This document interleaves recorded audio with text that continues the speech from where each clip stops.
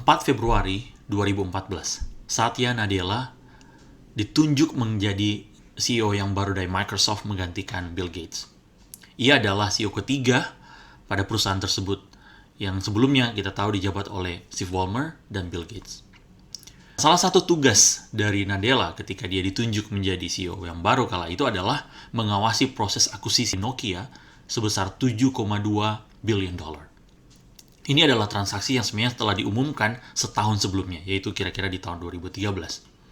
Nah, sebagai perusahaan yang sudah cukup tua, Microsoft yang didirikan pada 4 April 1975, Microsoft kala itu menghadapi begitu banyak persoalan dalam tubuh perusahaan tersebut.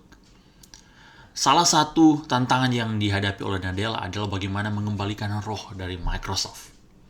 Nah, kira-kira apa yang menjadi rencana dari Nadella? Dan apa kira-kira pelajaran penting yang kita bisa tarik dari kisah ini? Sebelum kita lebih lanjut, saya mau memperkenalkan diri terlebih dahulu. Saya Swokas, dan di kanal ini saya senang berbagi hal-hal terkait self-development maupun leadership development. Jika kalian baru pertama kali berkunjung ke kanal ini, maka saya mengajak kalian untuk subscribe terlebih dahulu, supaya kalian mendapatkan notifikasi setiap kali ada video baru yang diunggah di kanal ini.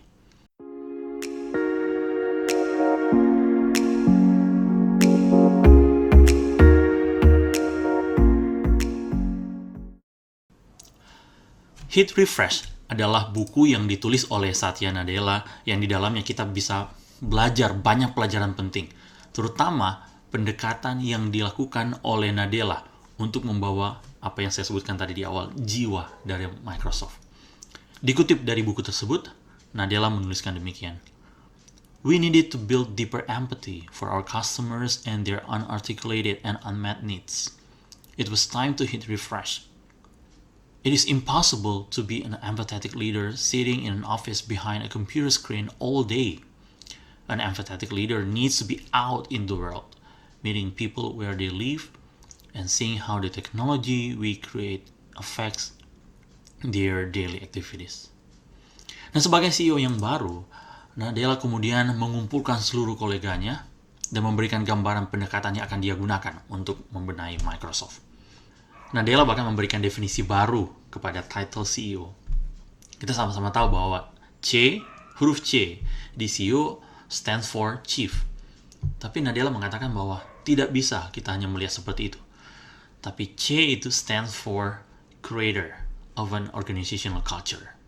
Dia mengatakan bahwa C itu merujuk kepada fungsi daripada CEO yang menjaga atau pengawas dari kultur dari organisasi yang dia pimpin. Nah, dalam setiap interaksi dengan jajarannya, Nadella itu mempraktikkan apa yang ia percaya. Nah, alih-alih fokus bertanya tentang inovasi atau hal-hal yang akan mereka lakukan untuk Microsoft, ia lebih banyak bertanya mengenai keadaan keluarga mereka, bertanya tentang kondisi kesehatan mereka, pendidikan anak-anak mereka, dan lainnya. Hal ini sepertinya jauh dari bayang-bayang pekerja Microsoft yang mereka tahu mereka bekerja di perusahaan teknologi. Nah, di masa awal kepemimpinannya, Nadella terus mengingatkan kembali tujuan dari Microsoft. Dia mengatakan demikian.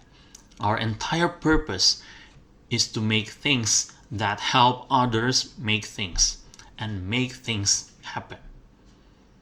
Nah, itu adalah hal yang terus digaungkan Nadella di awal kepemimpinannya. Selanjutnya, kira-kira bagaimana kita memahami empati ini sendiri? Nah, untuk memahami empati, mari kita bandingkan 3 level berikut ini.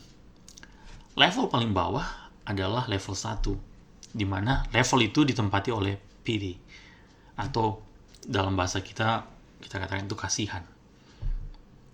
Apa yang menjadi ciri khas ketika kita kasihan dengan orang lain? Kita akan mengatakan demikian, oh, I feel sorry for you. Ketika kita beranjak ke level selanjutnya, di level sympathy, apa yang kita katakan itu akan berbeda. Bukan hanya I feel sorry for you, tapi I feel for you. Tetapi ketika kita tiba di level ketiga, yaitu level empathy, kita akan mengganti bukan hanya I feel for you, tapi kita akan mengatakan I feel with you. Jadi ketika kita melihat ada rekan kita atau kolega kita yang terluka, kita bukan hanya mengatakan, wah, aduh, aku kasihan dengan keadaan kamu. Tapi kita akan mengatakan, wah, saya bisa merasakan keadaan kamu. Dan saya berbagian dengan keadaan kamu tersebut. Nah, apa kira-kira yang kita bisa simpulkan dari ketiga level tersebut? Nah, kesimpulannya kira-kira seperti ini. Sympathy stands at a distance. Melihat dari jauh apa yang dialami oleh kolega kita. Sementara empathy draws us closer than before. Empathy connects us. Empati itu menghubungkan kita. Nah, sekarang kalau kita perhatikan komunitas di mana kita berada atau perusahaan yang kita pimpin, sebenarnya apa yang kita lihat? Saya yakin sebenarnya kalau kita lihat dengan seksama, yang kita lihat adalah manusia. Bahkan ketika kita melihat kompetitor kita, yang kita lihat bukan perusahaan itu, tapi kita juga melihat manusia di dalamnya. Jadi, bagi saya, it's all about people. Karena itu sebagai pemimpin, pastikan empati itu terlihat jelas dalam pendekatan kepemimpinan kalian.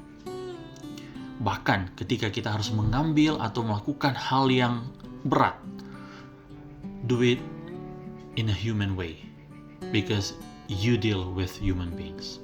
Itu yang perlu harus terus kita ingat ketika kita bahkan harus melakukan hal yang atau mengambil keputusan yang berat. Jadi, mengakhiri episode kali ini, pertanyaan selanjutnya yang perlu kita tanyakan. Jadi bagaimana caranya untuk kita meningkatkan empati itu sendiri? Nadella mengatakan seperti ini. Meet people. Search to understand their thoughts, feelings, and ideas.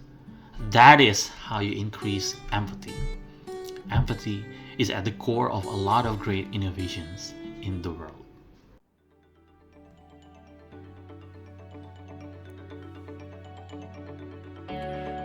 Thanks for joining us this week on Sketch and Angle. If you found value in the show, we would appreciate if you would simply tell a friend about the show. And be sure to tune in next Monday for our next episode.